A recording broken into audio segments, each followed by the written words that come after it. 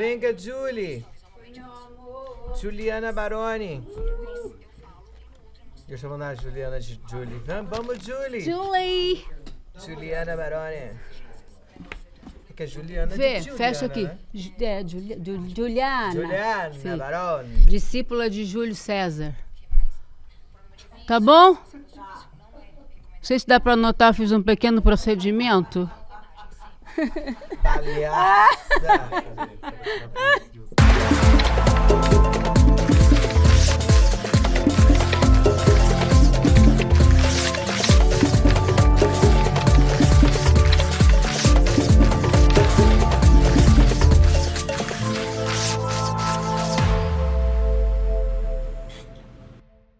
Olá, sejam todos muito bem-vindos e bem-vindas, porque tá no ar mais um Precisamos Conversar, o programa de debates feminino do ICL. Estamos no ar todas as terças às 19 horas, com reprise na quarta às 15, e você também pode nos assistir pelo Spotify em vídeo. Eu estou aqui nessa companhia luxuosa dessas minhas colegas de trabalho, com vocês, senhoras e senhores, Açucena, nossa cantora favorita, aplausos. Amiga de Caetano. Amiga modelo. de Caetano, amiga de Marisa Monte, Daniela Mercury, ela é maravilhosa. Com vocês, Nina Silva, especialista em finanças e tecnologia. Amiga do presidente. Amiga do presidente.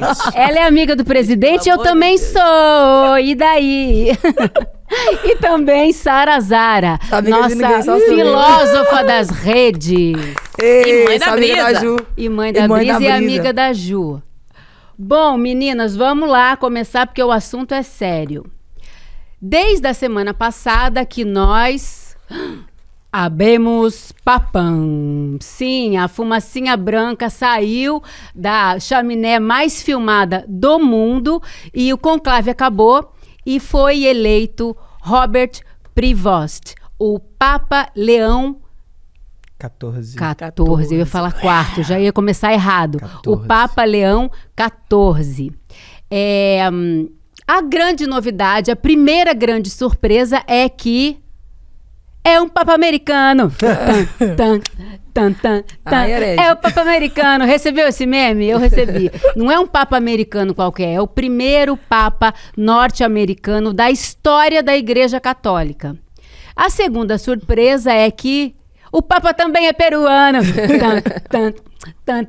Ele é peruano por quê? Porque ele serviu durante mais de 20 anos, ele foi missionário no Peru e ele tem dupla nacionalidade. Foi uma surpresa para todos nós, a gente achava que o conclave ia demorar um pouco mais de tempo, foi rápido, né? Muito rápido. Foi muito rápido e enfim, só se fala nisso. Aí a gente está pensando, mas por que um Papa americano nesse momento histórico em que o presidente dos Estados Unidos é Donald Trump? Segundo alguns teólogos, justamente para segurar, para ver se esse embate entre os dois vira um embate interno.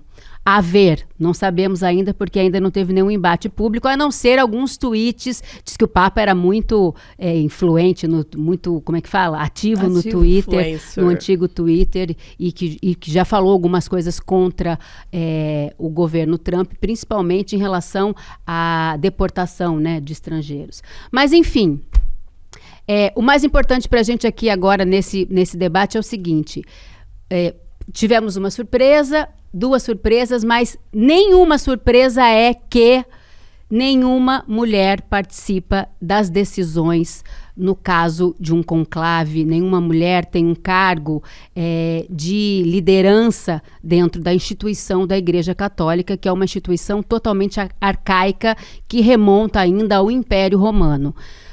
Nina, o que você acha disso?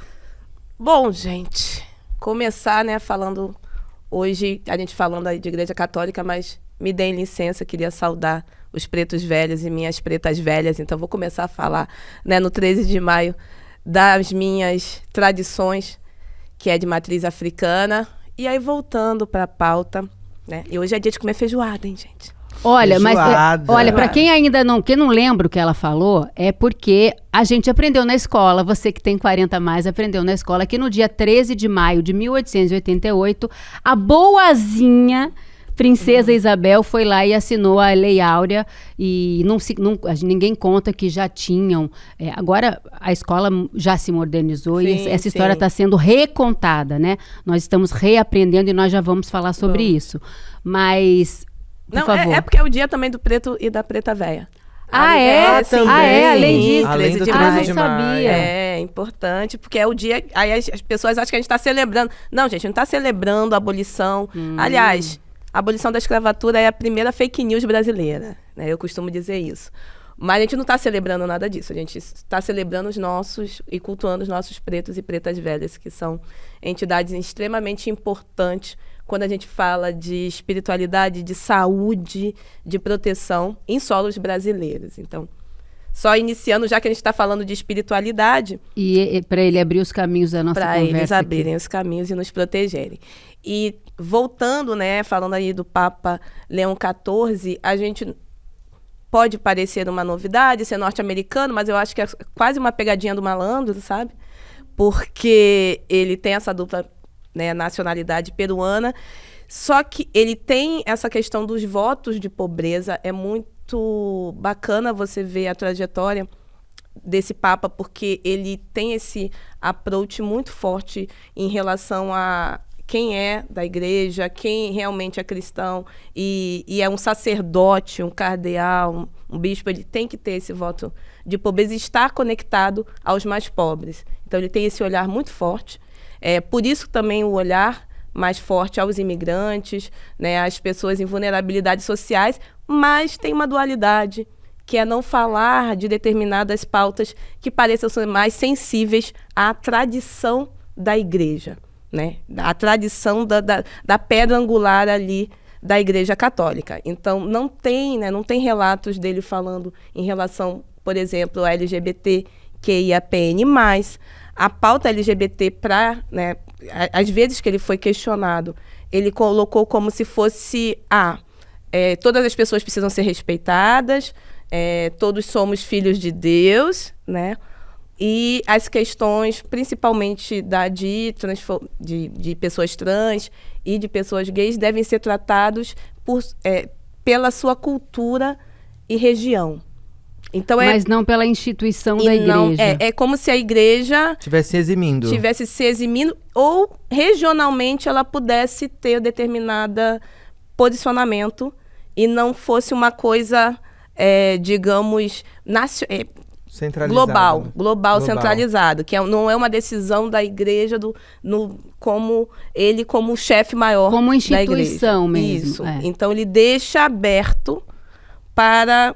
isso é de âmbito cultural de cada região. E isso abre muito precedente, né? Em países onde a homofobia... Tem países até hoje que a homofobia... Quem dera se a homofobia fosse crime nesses países. Mas que a homossexualidade é crime nesses países. Então, se é cultural, olha o problema aí. E aí, se a gente for falar, então, de posição de mulheres dentro dessa igreja, também não há essa abertura. No século XXI, nunca houve essa fala. Toda vez que se traz isso à mesa sobre essas mulheres podem ser papa, mama, não sei. Não pode porque não pode ser cardeal. Não pode ser cardeal por quê? Não pode porque não pode ser arcebispa, não pode ser bispa. Não pode ser bispa porque não pode ser padre. Mas por que não pode ser padre? Né? Porque não pode ser padre. Nossa TT maravilhosa, nossa roteirista que prepara as pautas com maior apreço pra gente, me contou que no Evangelho os apóstolos de Cristo são só apóstolos homens. Mas e a apóstola dos apóstolos, Maria Madalena? Tem algumas teorias que colocam Maria Madalena como a apóstola preferida de Jesus. Tem uma ala da teologia que é mais moderna, vamos dizer assim, e coloca Maria Madalena no centro. Será que os apócrifos dessa. Eu não vou e de fato dar ela informação. Ela era um apóstolo, se a gente for olhar pro contexto do que é um discipulado, porque Jesus vem de uma tradição judaica onde ele era rabino, e um rabino tem seus discípulos. Agora claro, a gente está falando de uma instituição que é um dos sustentáculos do que a gente chama de patriarcado. E a gente está falando de um momento pós-feminista. E o momento pós-feminista não conseguiu ainda adentrar ou fazer ruir ou fazer um burburinho dentro de uma instituição tão poderosa quanto a Igreja Católica. Eu acho impressionante. É por isso que eu amei o filme Conclave. E eu acho que o Conclave, o filme aponta para uma discussão que eu vou dar um spoiler. A direção, inclusive, me chamou a atenção sobre o spoiler. Se você ainda não assistiu, tá na Prime Video. Acho que agora tá em número 1 na Prime Video, o filme Conclave, que concorreu a Oscar. A gente já falou aqui do Ray Fiennes, que concorreu a melhor ator também, que tá brilhante no filme. Mas atenção, spoiler a partir de agora. Vai essa cena. Então, estamos falando de uma das instituições que são o sustentáculo do patriarcado. E uma instituição que usa e abusa do que significa as benesses do patriarcado para continuar com o seu tempo útil na Terra, a sua vida, e privilegiando homens para homens. Enfim, Jesus de fato era um homem, os apóstolos eram homens, mas isso é conveniente para quem? Porque na época de Jesus o patriarcado estava bombando. E agora quem está bombando, quer dizer, nós não estamos bombando tanto assim, porque ainda não tomamos todos os espaços de poder como a gente quer. Mas, ou pelo menos dividir os espaços de poder de forma igualitária, enfim. Mas isso não é nenhuma questão. E o que o filme Conclave traz, aparentemente ele não discute a questão dos signos do feminino, quando essa discussão ela está nas sutilezas do filme. E o filme vai abordar a questão do feminino principalmente no final. Depois você percebe que o filme caminhou tanto para ele ser arrematado com a questão do feminino de forma tão poderosa e ainda assim sutil. Porque uma mulher só pode ser papa em segredo numa condição intersexo. E intersexo nem com a genitália à mostra. Intersexo com um homem com útero e ovários. E essa é a grande questão do filme. As escondidas. O spoiler, eu não escutei. Você também você não viu? Não, e uma das coisas mais lindas do filme é quando o decano, né, que é quem preside o conclave, chega esse segredo nele. E ele vai abordar o novo Papa e fala, mas e aí? Qual que é o segredo? Me conta. E a grande discussão dele com o antigo Papa é que o Papa fala, você é assim, então tira seus órgãos internos, já que são órgãos femininos, para que você possa ser cardeal e assumir um possível papado. O que ele decide? Decide não tirar e ainda assim ele é um Papa. E a grande questão do filme, de arrematar o filme é ele perde a legitimidade do papado se ele tiver ovários e um útero. Ele perde a legitimidade. Essa é uma grande questão. E o final do filme são freiras saindo do monastério para ver o novo Papa, que é um Papa intersexo em segredo. Não, e freiras... Não é impressionante a ideia do filme? Eu fiquei chocada. Não, é genial. E tem uma frase que ele diz, que o decano diz para ele, que é assim, a sua condição é uma criação de Deus. Então, se é uma criação de Deus, o cristianismo prega amai ao próximo como a ti mesmo e a igualdade entre as pessoas, né? Então, como é que a instituição da igreja diz o que Cristo disse? Isso é muito contraditório. Deixa eu te falar. Só deixa aí. Deixa eu te perguntar uma coisa. Como seria, vamos fazer aqui um exercício de abstração, como seria uma mulher nessa posição de papa, de papisa? Não tem nem nome, né? Papisa. Não, mas papisa existe, papisa conceito. Existe. Papa um conceito. O papa, o mama, seria mais bonito se fosse mama do que papa, que né? padre é pai, né? Papa é Mamas pai. ainda papas, o que você acha? muita coisa teria acertado já, porque a mulher conserta as coisas. Por isso que não pode colocar mulher nesses negócios, entendeu? Ó, eu sou assim, eu sou cristã, amo Jesus, fechada com o Espírito Santo, porém eu tenho uns questionamentos, desde sempre eu tive, desde aquela passagem que fala na Bíblia, na qual eu não acredito nela toda, tá? Do mesmo jeito que o Macedo mexeu e colocou uns adicional dele, tem a Bíblia da Ana Paula Valadão também, que ela botou uns adicional nas informações. Eu acredito... Explica pra quem não sabe quem é Ana Paula Valadão. Ana Paula Valadão é uma cantora, pastora evangélica, filha do Márcio Valadão, que é o pessoal da Igreja Batista Lagoinha. Tem a Bíblia da Mulher, né, que é uma Bíblia da Igreja Evangélica Batista Lagoinha, e tem uns adicionais lá, né? E nem sempre as pessoas vão conseguir separar o que são os versículos e o que são as informações adicionais. Então tem meio que uma montagem tendenciosa, igual ver a Bíblia do Macedo e tal. Então eu não acredito, em qualquer livro inteiro como palavra de Deus, não. Eu não acredito. Eu acredito naquela revelação que eu tenho comigo e Deus, só. E eu me questionava muito quando eu vi aquela passagem sobre a escolha de Maria ser mãe de Jesus. Porque era uma mulher virgem, que casou com um cara que aceitou ela com um prenhamento de não saber quem. Mas assim, não tem nenhum lugar perguntando se Maria queria ter um filho, entendeu? E logo quem? Jesus ainda por cima, que ia vir pra se lascar, pra poder salvar a gente que ele nem sabe quem é, que tá às vezes nem merece, né? E aí, eu fico pensando assim, o cristianismo sempre prega que as mulheres têm que viver abaixo da obediência o tempo todo. Tanto com escolhas positivas ou negativas, né? Igual todo mundo fala, nossa, Maria é santa porque ela teve Jesus, ela foi escolhida para ser a mãe de Jesus, mas ninguém perguntou se ela queria ser a mãe de Jesus, sabe? E aí, tipo assim, eles escolhem o momento que a mulher vai servir dentro do cristianismo e o momento que ela também não pode servir em nada. E todas as histórias de palavras que você vê falando de mulheres, né? Ruth, Sara, sempre são mulheres ali abaixo da obediência, precisando de casamento, de alguma coisa assim. E as mulheres mais à frente do tempo, igual Jezebel e algumas outras, era vista como as endemoniadas, Dalila, né? Sim. De Sansão. A própria Maria Madalena, né? Maria Madalena, que disseram, não sei, pelo que me pregaram pra mim a vida inteira, que ela era quenga, né? Prostituta. De repente, ela nem era prostituta, mas nem ganhava pra poder dar. De repente, ela só gostava de viver a vida dela, sabe? Porque não tem ninguém falando que ela recebia dinheiro pra poder vender o corpo.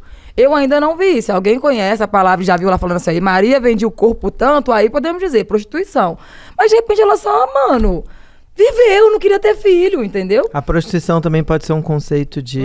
Isso, assim, de quem transa fora do casamento. Porque toda mulher que vive a vida dela do jeito que ela escolhe, ela é colocada como algo negativo até hoje, né? Mulheres independentes agora é chamada de quê? Como que fala? O pessoal do Red Pill, quando quer falar das mulheres empoderadas, fala que é mulheres desgastadas. Que quando um pão caiu no chão de cabeça para baixo, o pessoal passou e você fala, comeu o pão. É o que eles estão falando quando a mulher resolve não ter filho, resolve ter uma vida financeira estável. Eu então, ando bem assim, desgastada, então, porque... Por isso cansada desse povo. por isso que assim, eu não acredito muito nessa versão do cristianismo sobre mulheres. Eu acho que foi uma adaptação para tirar mulheres do local mesmo de poder, porque a gente sabe que se botar a mulher nos negócios, ela vai as arrumar coisas a casa. resolvem. Imagina pega a Beyoncé e bota de papisa. Entendeu? Uma Lady Gaga da vida por aí. Pô, ia arrumar isso aí no instante. Eu acho que é meio que um machismo mesmo, disfarçado de fé, disfarçado de religião, entendeu? Eu acho. Vocês concordam, meninas? Não, total. E que mulher também gostaria de estar em determinada posição, historicamente, né? Quando perguntam assim, vocês imaginam se a igreja fosse criada por mulheres, tivesse sido criada. Primeiro que não... Nem teria. Talvez não seria um Estado-nação, o Vaticano. Não teria não sei quantos quilos de ouro, a África inteira debaixo ali guardado. E tantos segredos, tantos mistérios, né, guardados, e o porquê disso é para controle. A gente não teria tido as cruzadas com a igreja ali fazendo a exploração e a apropriação de terras em continente africano e trazendo corpos escravizados pro... A palavra é uma da piada Nina interna, corpus. gente, não liga não. Cada uma delas tem umas palavras. A da Nina é corpus. E esse lugar, né, então, será que tendo mulheres nesse lugar de fronte, né, nessa frente, será que realmente nós teríamos uma igreja que é um terceiro estado no mundo, assim, né? É um lugar de poder. Estaríamos discutindo sobre isso hoje, a gente estaria discutindo sobre outras coisas, porque a igreja estaria fazendo um trabalho realmente de pacificação, de abordagem direta, em em territórios em guerra, né? Estaria trabalhando diretamente. Não estou falando que não atue, tá, gente? Mas estaremos muito Avanço, mais né? avançados em impactos junto à ONU e outros veículos para uma melhoria de condições de pessoas no mundo inteiro do que a gente pensar, né, que mulheres não estão à frente. E um ponto importante, não sei, no Brasil, não sei se vocês sabem, mas a Arquidiocese do Rio de Janeiro, eu conheço a galera de lá. A galera é ótimo, né? Alô, galera da Arquidiocese, um beijão. Padre hein? Omar, eu conheço o Padre Omar e outras pessoas que estão à frente da Arquidiocese. Você acredita que é das ONGs que mais tem recursos no Brasil? Que mais recebem? Super. Porque tem, né, acabam fazendo toda a administração do Cristo Redentor. E eles fazem o quê com esse recurso? Não, tem vários projetos sociais, né? São ONGs, então não pode ter benefício lucrativo. Mas se a gente for pensar a quantidade de dinheiro que é movimentado, e se em todas as arquidioceses pelo mundo afora tivéssemos, né, trabalhos sérios e voltados para questões específicas de cada território, se a gente não estaria a alguns passos à frente do que nós estamos hoje. Com certeza. E eu queria lembrar uma coisa também, Nina, que a gente está falando de uma instituição responsável pela perseguição de mulheres ao longo da história. Então, quando a gente fala de caça às bruxas, a igreja, ela patrocinou essa caça às bruxas. E qualquer mulher que saísse de um estereótipo de submissão, de cuidado com a família, ou seja, uma mulher que investigava ervas, uma mulher que se propunha a não cumprir certos papéis estigmatizados, era uma bruxa. Queimada então ia na para fogueira. fogueira, ia ser presa ou sofria outros tipos de castigo. E essa instituição está viva e com mulheres assumindo papéis também estratégicos, mas extremamente nichados, assim. Você só pode vir até aqui. Pode ter mulheres na igreja? Pode. Até aqui. No E era filme, muito pouco, não, tem as madres no superioras. filme mostra um pouco uma madre, inclusive, extremamente ciente de tudo e estrategicamente uma ciente. articuladora, Uma mas nos bastidores. E o papel de cuidado no filme fica bem evidente. Bem evidente. As mulheres que cuidam do conclave, da louça, da comida, dos cuidados. O zelo todo, né? Inclusive da fofoca na cozinha. Isso também é uma coisa que no filme aparece.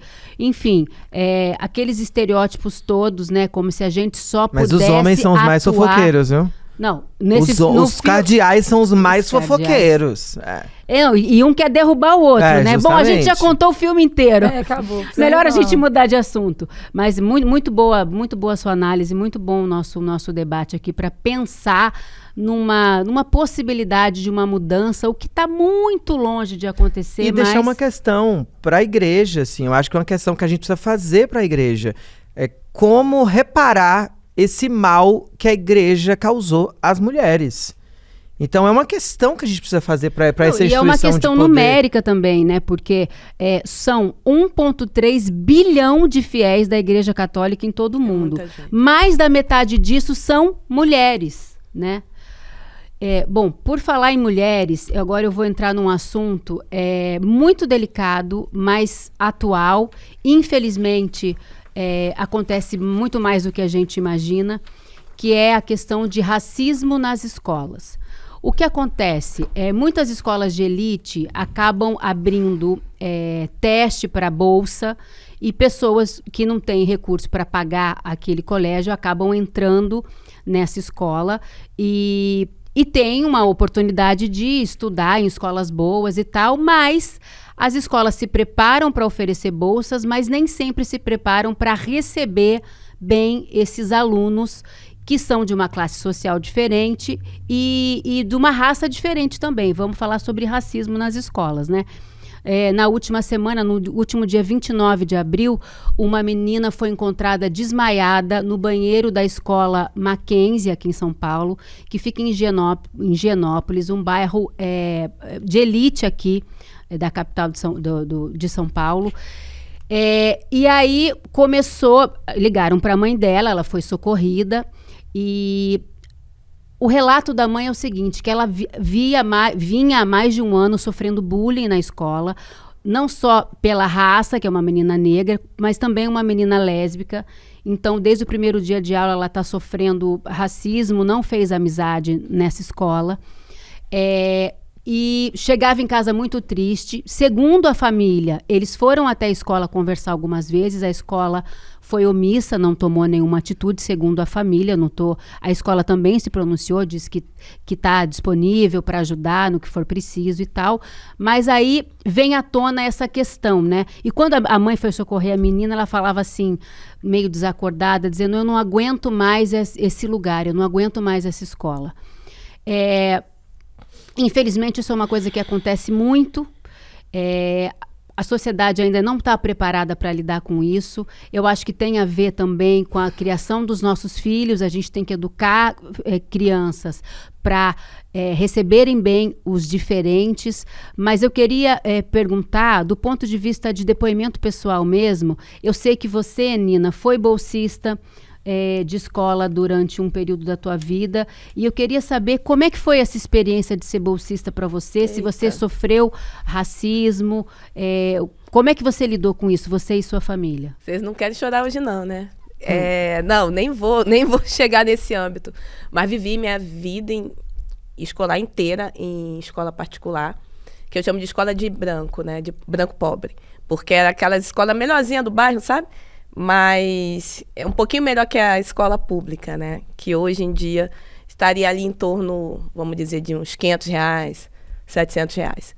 Mas como a minha irmã é mais velha, então a gente conseguia ali tanto desconto para ela quanto a bolsa integral para a minha pessoa. Eu escutava o tempo inteiro que ela tá ali porque coitada, né? Ela recebe... E eu era aquela criança bem nerdzona, sabe? Hoje em dia eu sou nada perto do que eu era. E houve, né, a verificação do meu QI. Eu deveria estar em turmas de pessoas com melhor aptidão e facilidade de aprendizado. Então, eu era muito destaque em todas as áreas de conhecimentos nas turmas, eu aprendi a ler com 4 anos de idade. Então isso era muito... Gênia. Eu era gêniazinha. Era do passado, tá? Hoje Ela em dia... é modesta, gente. Não, mas é a falta, por não ter tido esse approach de ter em escolas melhores, de não ter tido o acompanhamento que essas crianças normalmente, quando tem esse tipo de genialidade, precisa se fazer o exercício para que essa criança desenvolva e chegue na sua potência. Eu não tive isso porque eu era o tempo todo podada do que eu sabia. Então, o tempo todo falavam, não, se você sabe a resposta, deixa o amiguinho primeiro falar, depois você fala. E eu sabia todas as respostas e eu ficava ali nervosa, assim, me batendo todinha. E quando eu ganhava medalha, ganhava troféu no final do ano, como melhor aluna da classe, eu escutava das mães, né? Mas ela tá aí porque é coitada, né? Porque ela é bolsista. Ela foi premiada porque eles não querem que ela fique deslocada. E, porque ela é assim, né, meu filho? Não fica triste não, mas pelo menos você não é igual a ela. Então eu escutava isso e aquilo me feria e eu não entendia o que era. E quando eu chegava em casa e trazia isso para os meus pais e falava assim, olha, ninguém gosta de mim na escola. Porque tinha as crianças que não gostavam porque eu ficava ali metida sabe tudo, no intuito deles. E, ao mesmo tempo, todo mundo... Eu via que não tinham pessoas iguais a mim e não tinha professoras iguais a mim. E toda vez que eu levava isso para a diretoria ou à frente, e os meus pais que também não tinham... não tiveram acesso ao mesmo nível educacional que eu. Então, os meus pais falavam, você está na escola para estudar e não para fazer amigos. E eu passei a minha vida inteira escolar, a minha vida inteira acadêmica também, na faculdade, com esse mantra. Você está na escola para estudar e não para fazer amigos. E eu diria que isso foi um ponto para eu seguir e não me sentir tão sozinha, porque, para mim, eu tinha um objetivo ali muito explícito, muito enegrecido, que era ser o melhor que eu pudesse, eu comigo mesma, sem esperar que... Então, o trabalho eu fazia sozinha e as pessoas copiavam o meu trabalho. Ou então, botavam um nome no meu trabalho, mas eu tendo feito aquilo sozinha. Então, era extremamente dolorido. E eu fico imaginando essa menina que a gente não sabe ainda se foi, né, uma tentativa de homicídio, suicídio, tem essa... Tem essa dúvida, né? Essa dúvida. A Polícia Federal tá... A Polícia, desculpa, Federal não, a Polícia Civil está trabalhando com a hipótese de tentativa de suicídio e a família quer que também tenha uma outra linha de investigação, tentativa de homicídio. Ainda não se tem nenhuma informação, mas a gente só sabe que o estado dela atualmente é estável, ela está no hospital psiquiátrico. E a gravidade disso é porque hoje a gente tem tanta literatura, hoje a gente tem tanta coisa na internet, que a internet tem que prestar para alguma coisa positiva, né? E presta hoje, que é democratizar acesso à informação, à educação de adultos, porque isso é falta de educação de adultos, é racismo, e nenhuma criança nasce racista. Né? O racismo é um fenômeno. É uma coisa que vai sendo passada, a gente vai... assim, as gerações vão ensinando. Exato, são atos de ódio, socialmente falando, então é passado socialmente, não é passado na genética, não existe isso.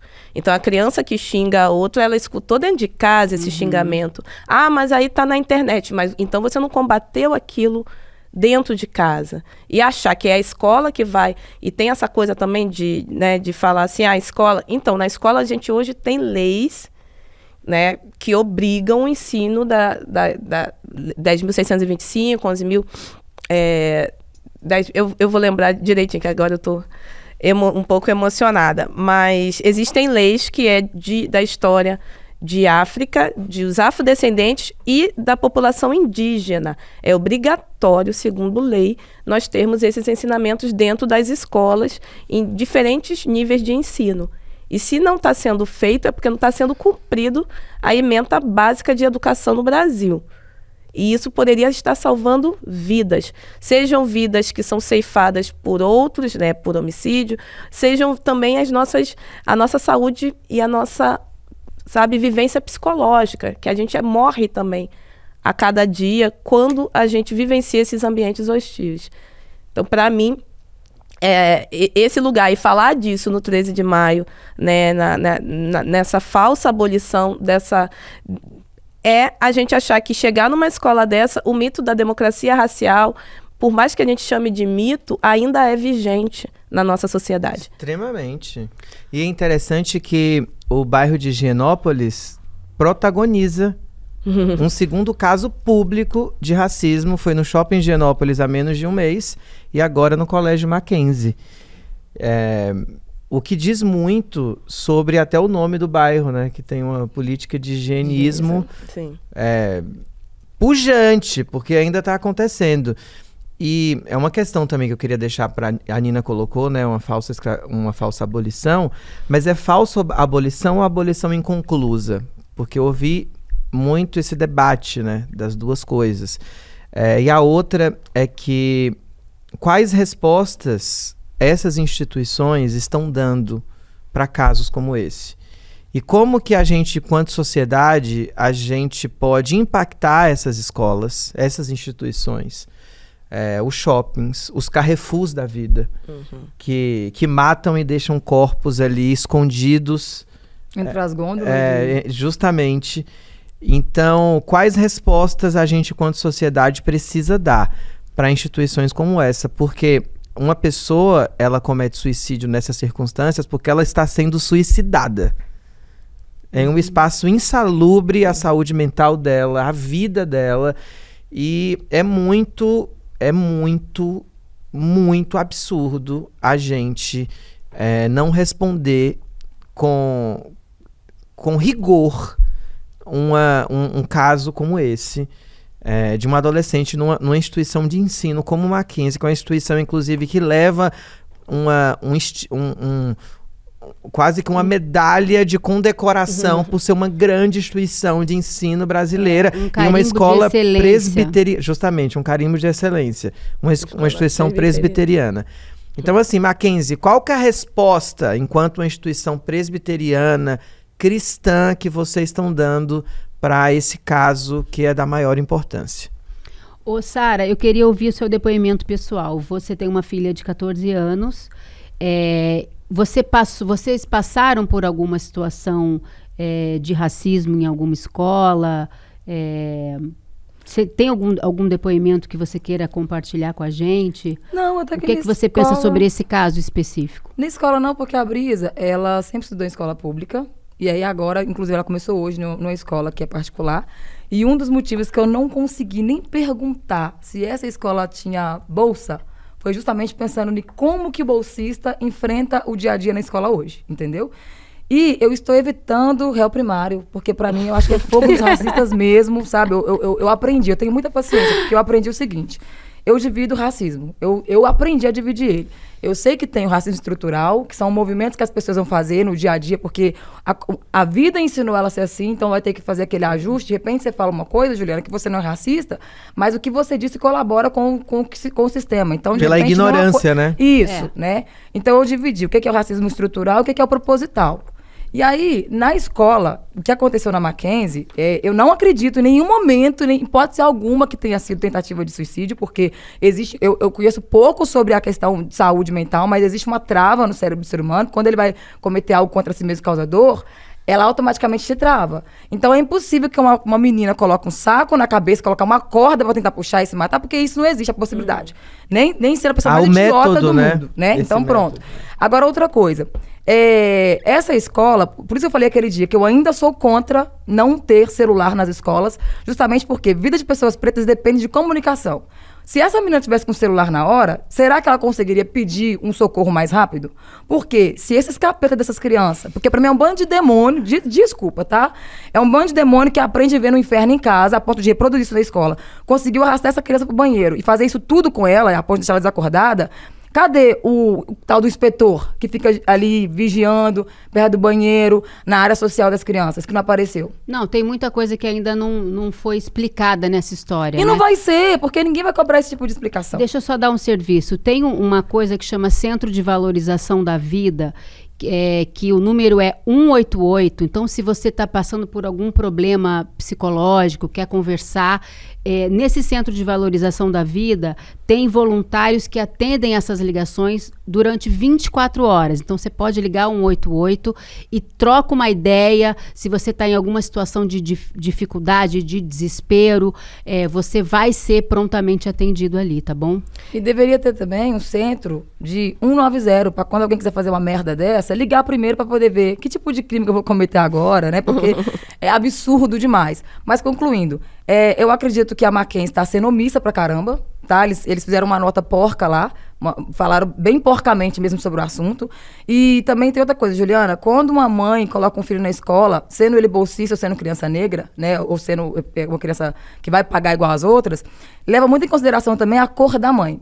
Porque eu lembro que no ano passado aconteceram 2 situações desse jeito. A Cora, que é uma personal organizer, que também é uma pessoa da mídia, tem 2 crianças na escola pública que sofreu racismo, não teve apoio nem da mídia quando ela veio falar sobre o assunto. E na mesma semana, a filha da Samara Filippo, que é uma criança preta, porém de mãe branca, quando falou sobre o assunto, até as mídias pretas, que eu fiquei horrorizada, também tiveram à disposição de falar. Totalmente. Então, quando a criança é preta e tem pais pretos, fica mais difícil ainda do assunto ser levado, né, ao ponto. E aí eu acho que falta hoje uma obrigatoriedade do Estado de começar a colocar rodas de conversa em escolas particulares, porque o negócio é só com... Parece que o Saci acompanha só a escola pública. Mas e os meninos de escola particular? Eles estão crescendo assistindo séries de Netflix que incentivam eles a serem cada vez mais endemoniados na questão do bullying, porque aquela série... esqueci lá a série que a Anitta fez. Aquele trem ali... Elite. É de um colégio particular, que tem bolsistas também, que os meninos sofrem no colégio campo. Classe A. Isso. Então, tipo assim, eles sempre estão tendo algum tipo de incentivo para poder renovar o tipo de bullying que eles vão cometer com as crianças que são pretas ou crianças bolsistas, né? E aí, os pais desses meninos, como que eles querem tirar cotas, porque todo mundo questiona a cota. Como é que esses capetas da elite classe A quer falar sobre meritocracia e cotas quando a gente consegue acessar a porra do ensino com qualidade, chega lá não tem paz para estudar? Então fica muito incoerente, entendeu? Porque os nossos filhos estudando em escola pública não conseguem ter uma qualidade igual quem está na escola particular para poder tentar uma federal. Mas aí, quando a gente consegue esse acesso para eles terem uma qualidade melhor, chega lá, os próprios filhos deles impedem isso. Então, como é que fica? E também as escolas particulares, elas precisam, para a própria imagem de escolas boazinhas e de rico bonzinho... Conscientizar esses meninos, cara. Não só... O que eu queria dizer é o seguinte... Pais... Colocar diversidade dentro da escola para cumprir um check social. Porque você vê, tem muita gente que no Instagram você pega...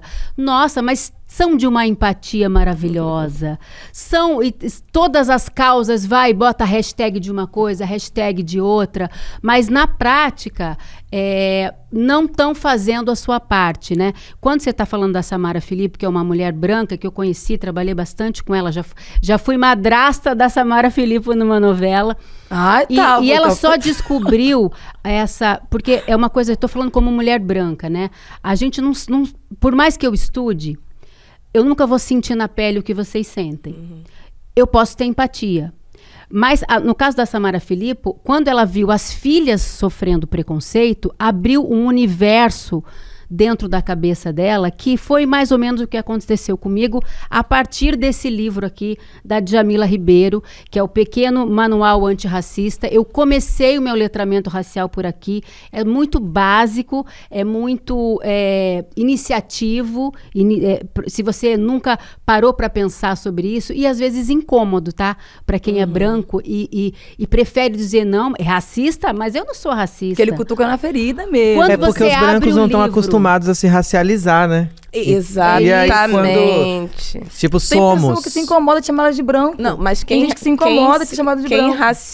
Quem racializou a humanidade foi o branco. Foram as pessoas brancas. E assim, não existe racismo sem pessoas brancas. Não existiria o racismo sem as pessoas brancas. Não existe racismo reverso. Não existe pessoas pretas racistas, porque racismo é estrutura de poder. Então, quando a gente está falando, a Sara trouxe muito bem, racismo estrutural como uma estrutura que dita todas as nossas relações sociais, todas. E no Brasil, numa população de 112 milhões de pessoas pretas ou pardas, onde essa maioria deveria estar como maioria em lugar de poder, não está por conta dessa estrutura histórica, que começa lá em 1500, junto a Igreja Católica fazendo o seu papel de catequese. Então, a gente não pode esquecer que a cada 23 minutos, um jovem negro morre. Diminuiu, eu acho, tá? Acho que 23 tá muito agora. Aumentou o número de mortes e diminuiu. Tem alguns que dão até 12 minutos para a morte de corpos negros. E quando a gente fala desse racismo estrutural, ele reverbera direto nas instituições. Então, nas instituições de educação, nas instituições governamentais, nas instituições privadas e públicas. E quando a gente fala desse Brasil, desse 13 de maio, e ainda vê o caso dessa menina, vê o caso do Vitinho, acabado de matar um jovem negro em Caraíva, né, lá na Bahia, a polícia militar, mais uma vez, numa operação... Guia, né, de turismo. Sim, um rapaz guia de turismo. Foi torturado e depois assassinado. Meu não foi Deus nem só assassinado. Não, justamente porque ele tinha a pele mais preta, né? E uma pessoa conhecida na região.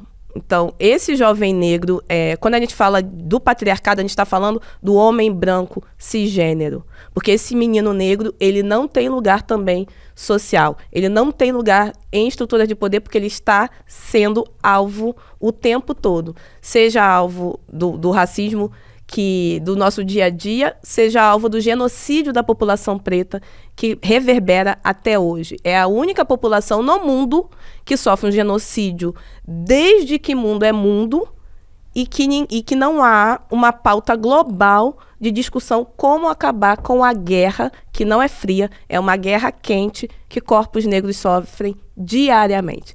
Então, nesse país, não tem como a gente falar de patriarcado, a gente não tem como falar de homofobia, a gente não tem como falar de transfobia sem falar da morte de corpos de pessoas negras. As pessoas trans, né, e aí pedindo licença, porque não é o meu lugar de fala, mas eu aprendi que o lugar de ação é de quem causa a dor. Então, eu, como uma pessoa cisgênera, eu tenho que falar. Uma mulher trans preta, ela tem a expectativa de vida diminuída em 10 anos referente a uma mulher trans branca.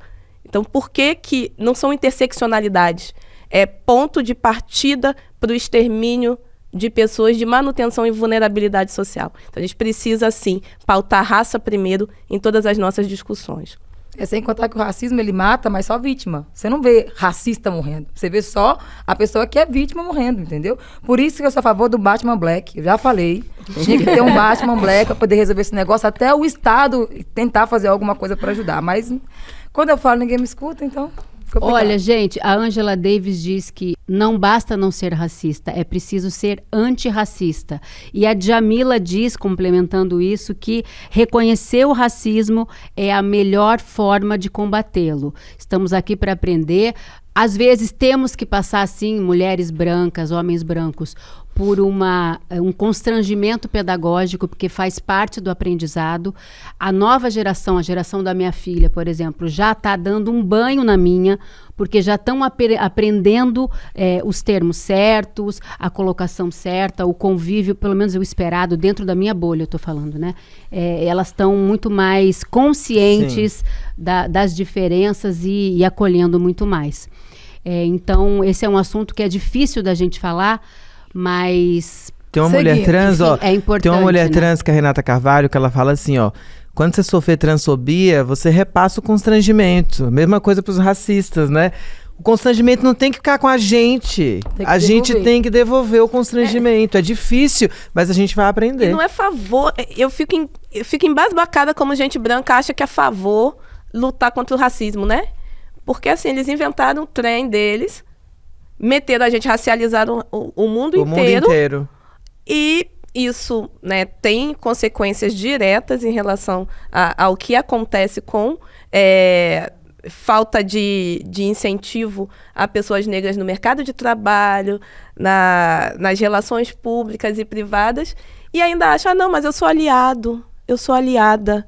Você não é aliado, é aliada à causa, não, você provocou isso, então você tem que consertar. Trair a sua própria cultura, né? E sobre o 13 de maio, eu posso só concluir com uma coisa que a Nina comentou sobre o conceito de escravidão, de abolição inconclusa, se dá porque no Brasil não houve nenhuma política de reparação histórica e de garantia de uma vida digna às pessoas escravizadas que foram libertas desse regime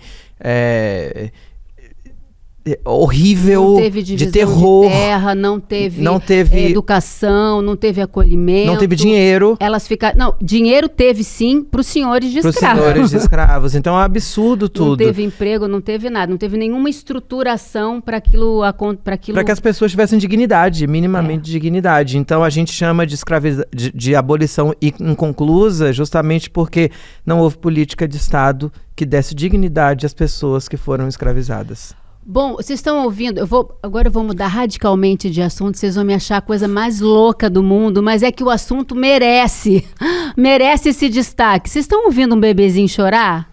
Eu acho que é meu filho, gente. Na sua imaginação. Ai, obrigada. Ai, gente, olha, a tendência do momento, o meu bebezinho, loirinho... Se você não foi impactado... Padrãozinho de beleza. Se você não foi impactado com algum vídeo de bebê reborn, não sei em que planeta você vive. É a nova febre do momento. Dá licença, eu vou pegar no colo. Ai, segura gente, aqui pra mim. Eu tenho medo. Ai, cuidado, se cair, bate a cabeça, fica doido quando cresce. Eu peguei emprestada essa boneca da minha enteada, que vai me matar quando chegar em casa. Porque ela tinha 6 anos quando ganhou essa boneca, mas agora tem uma moda de adultos colecionando, adotando e vivenciando a maternidade através dessa boneca, que é uma arte, né? Feita em silicone, tem peso de bebê, mas é uma boneca. Caríssima, que realmente só quem tem dinheiro que pode comprar. Minha sobrinha me pediu uma de presente e eu dei. Culpa não é... E você deu, lógico, sobrinha pede, a gente dá um jeito, Culpa né? de segunda mão, menina, você é boba. Agora, essa febre tá acontecendo, então tem encontros de mulheres que... Ai, mas realmente muito gostosinho, gente. Não é não, Juliana? Ai, é muito freak, né?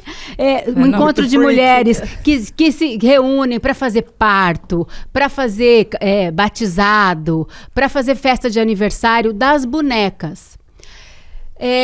uma espécie de surto coletivo que está acontecendo? O que vocês acham, Sara? Ó, isso aí é apropriação, tá? De alguma coisa. Eu pesquisei sobre bebê reborn, eu sei que no anos 2000, eles começaram a utilizar essas bonecas em tratamentos de pessoas com algum tipo de necessidade de cuidar de saúde mental em questões cognitivas, entendeu? Desde criancinha poder aprender a ter autonomia, a como cuidar e conviver, socializar, e em pessoas com Alzheimer, pessoas, né, um pouquinho assim, com necessidade de criar alguma lembrança e memória com o objeto. Não, entendeu? e o Christian Dunker diz que também pode ser usado em casos de terapia de luto, né? Quem perde o bebê. Isso, até a pessoa ir se desmamando assim da dor, né?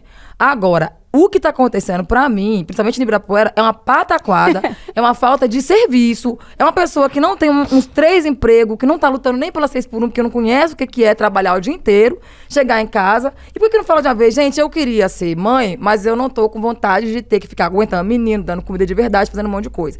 Mas acho que não tem coragem de verbalizar, aí começa a encher a paciência dos outros por causa desses bonecos malditos. E lá no shopping teve uma mulher que ela arrumou confusão, deslocou seguranças do shopping, por quê? Porque tinha uma senhora olhando torto o boneco dela, que tava piscando demais.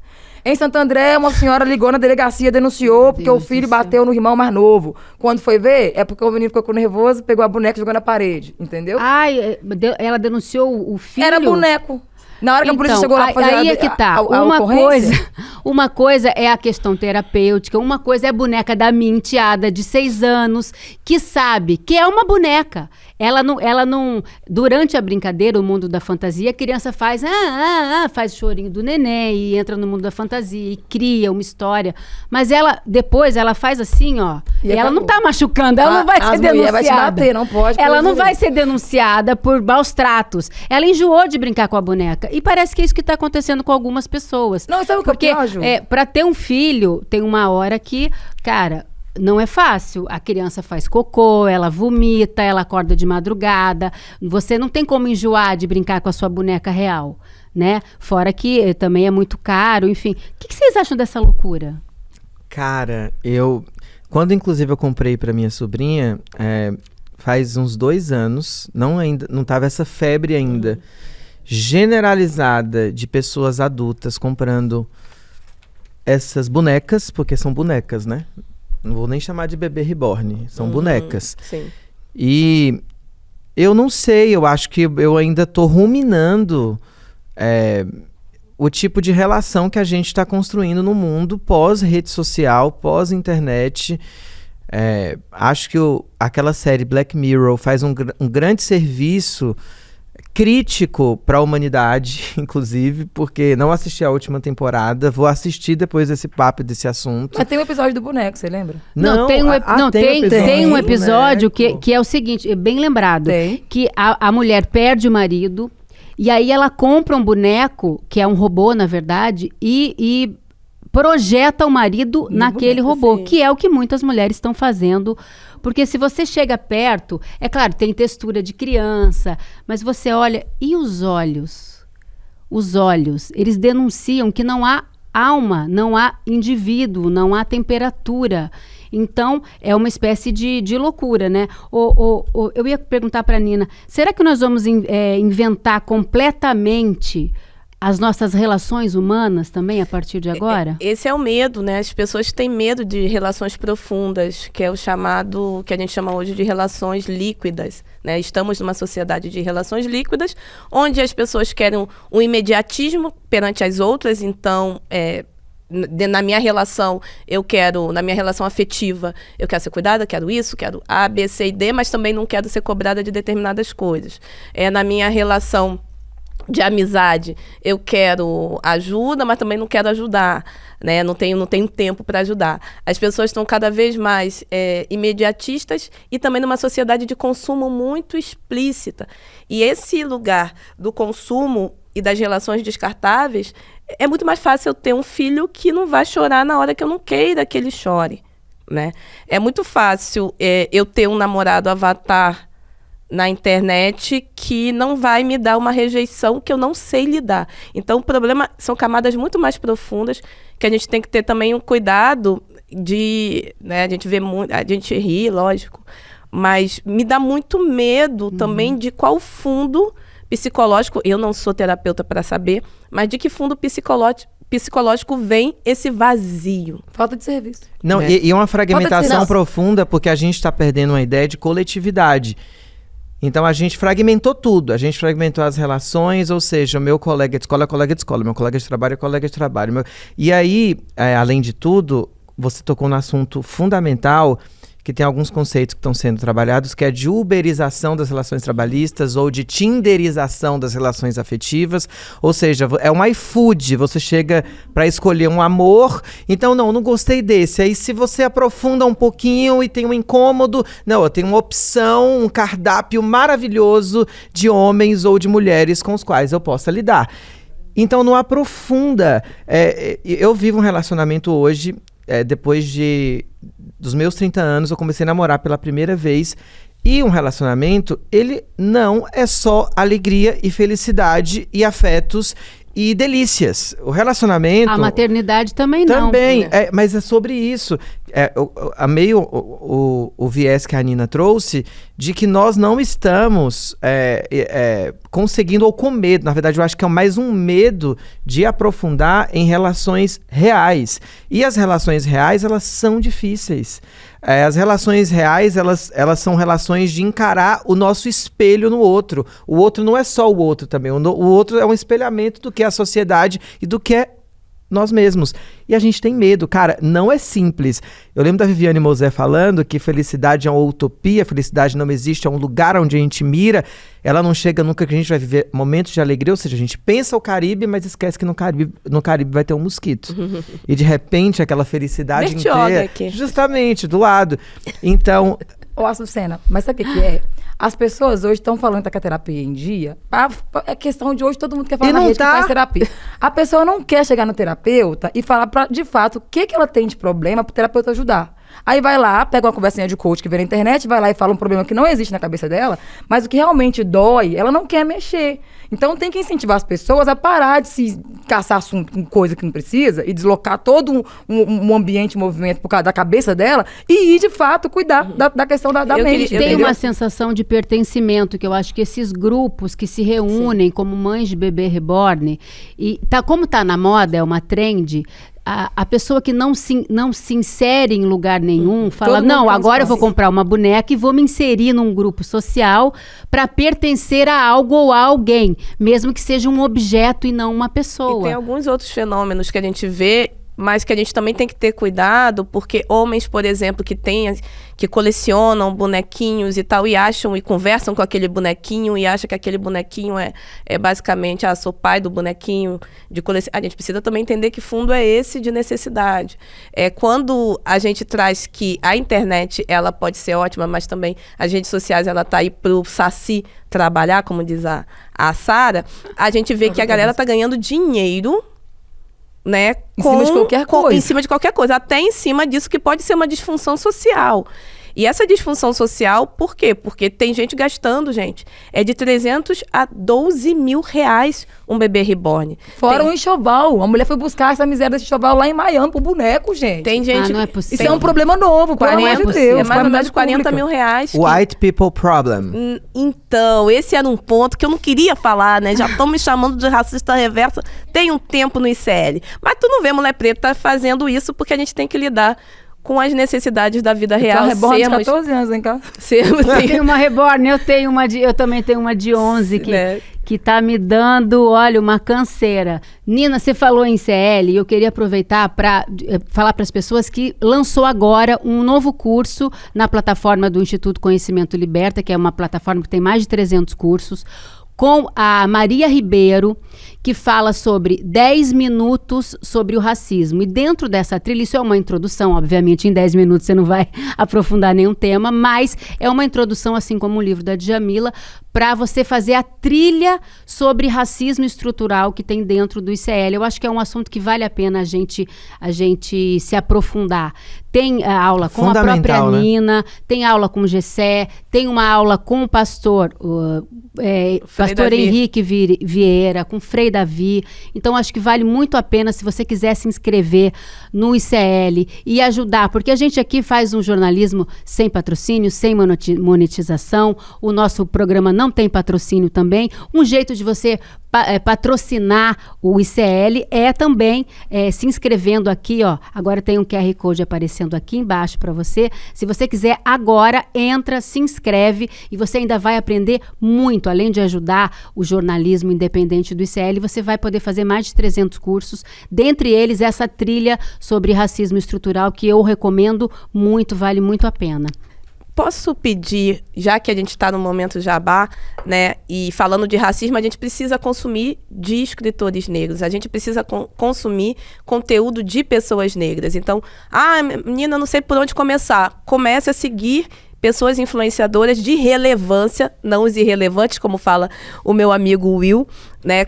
Pessoas relevantes, Will, por exemplo. Né? Sigam o Will Soul, sigam Sara Zara, sigam Nina Silva, Movimento Black Money, e queria pedir também para que sejamos intencionais no momento em que uma pessoa preta, ela precise de projeção. Eu estou concorrendo ao Prêmio IBEST como uma das pessoas influenciadoras em economia e negócios do país. Todo ano eu chego perto da final. Única mulher preta, única pessoa nessa categoria. Preta e mulher entre os 10 primeiros melhor colocados. E o Eduardo já está na final, né? Como sempre, todo ano ele ganha.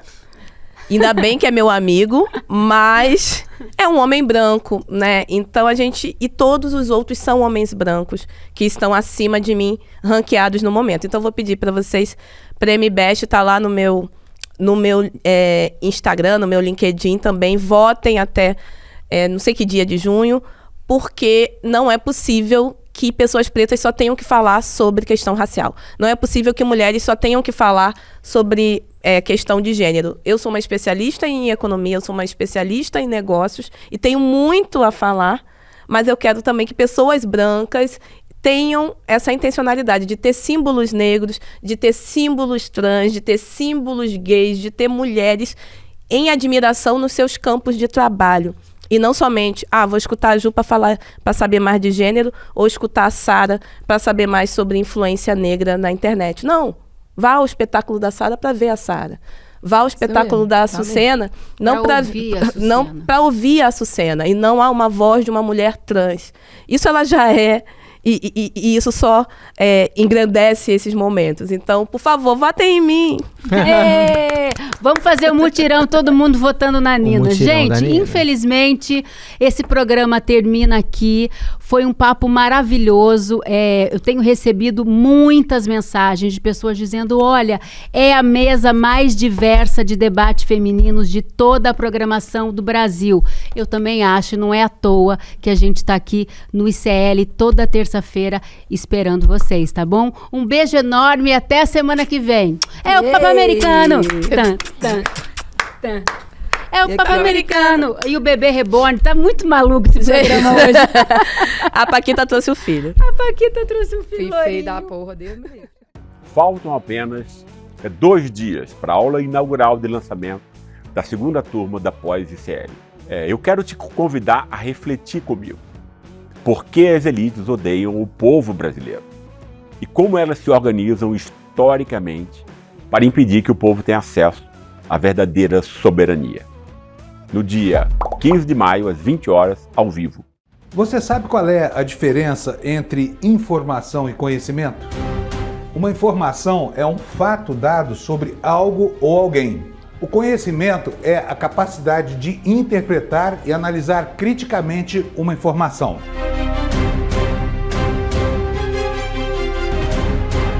Todas as manhãs, o Desperta ICL analisa os principais fatos do Brasil e do mundo para que você comece o dia muito bem informado e cheio de conhecimento para entender o que está por trás das notícias. Não perca! Desperta ICL todos os dias de segunda a sexta às 7 horas da manhã. Comigo, Fábio Panunzio. Eu espero você.